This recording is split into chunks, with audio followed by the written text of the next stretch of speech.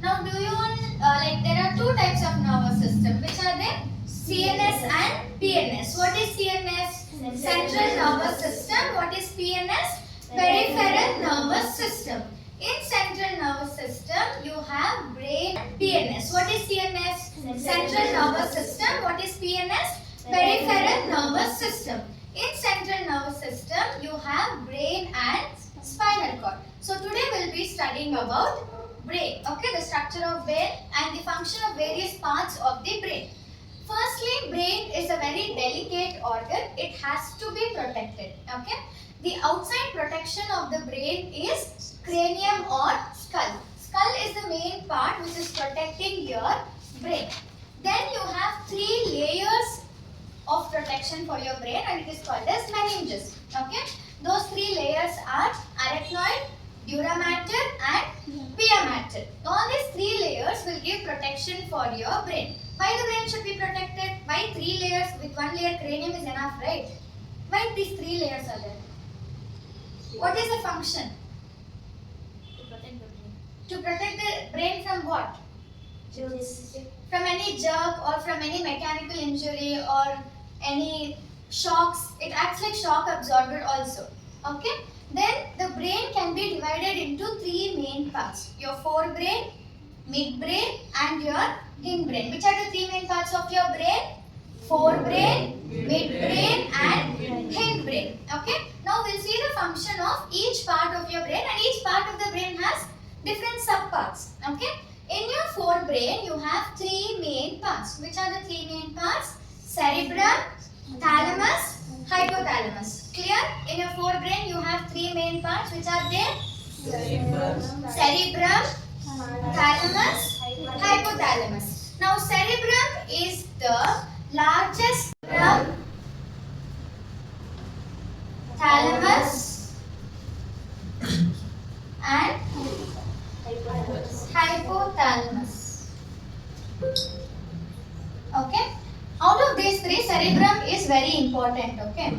So cerebrum is the largest part of your brain. Which is the largest part of your brain? Cerebrum is the largest part of the brain, and here only all the sensory actions are taken up. Now, a butterfly or honeybee, something comes in front of my eyes. So, which sensory organ will see it? My eyes. My eyes will sense that something is interrupting my vision, right? So that sensory action or the change in the environment will be taken up. So your forebrain has three main parts. Which are the three main parts? Cerebrum, thalamus and hypothalamus.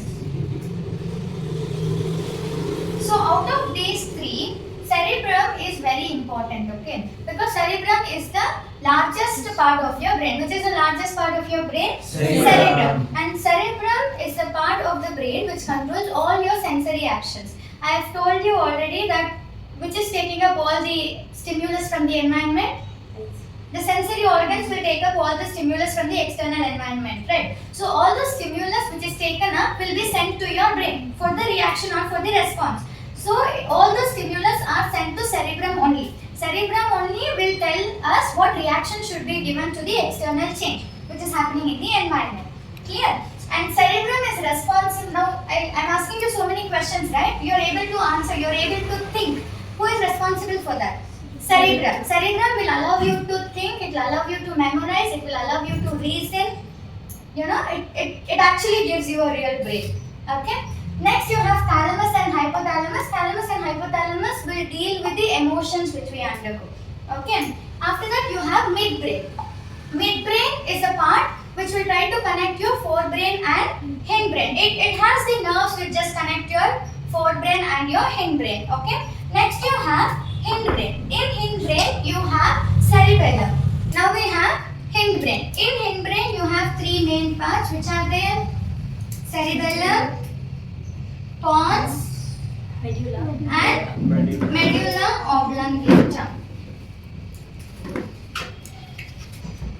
And one more thing, your cerebrum, thalamus, hypothalamus will control your voluntary actions of the body. What do you mean by voluntary actions of the body? The actions which are under our control, like lifting hand, legs and all, they are under our control, right? Those voluntary actions are controlled by your forebrain. Okay. Now hindbrain, cerebellum is important. Which is the second largest part of your brain? Cerebellum. First largest part of your brain? Cerebrum. Clear? Now cerebellum is mainly responsible for maintaining the balance of the body. Okay? So you can see cerebellum here. Cerebellum is responsible for maintaining what? Maintaining the balance of the body. So when people take up alcohol, alcohol will try to affect your cerebellum. That's when they lose the balance of their body. Okay? Now cerebellum is the second largest part of your brain and it tries to control the balance of the body and it will also control the involuntary actions of your body. What do you mean by involuntary actions? The actions which are not under our control. Example, your heartbeat, breathing, all that are under your control. No, it is a rhythmatic process which is going on, right? The peristaltic movements, all those are involuntary actions and they are under the control of your hindbrain. Clear? Then medulla oblongata is the last part of your brain which is getting connected to your spinal cord. And medulla oblongata is responsible for the sleep cycle also. Clear? So how many parts we have in the brain? Three parts. Which are there? Forebrain, midbrain, hindbrain. In forebrain, which are the three main parts? Cerebrum, thalamus, hypothalamus. Which is the largest part of your brain? Cerebrum. What is the main function of cerebrum?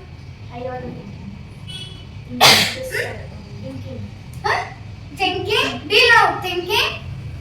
Memorization, reasoning, analytical skills, critical skills. All the skills are from your cerebrum only. And voluntary actions are also controlled by cerebrum. Emotions are controlled by thalamus and hypothalamus. Which is the second largest part of your brain? Cerebellum.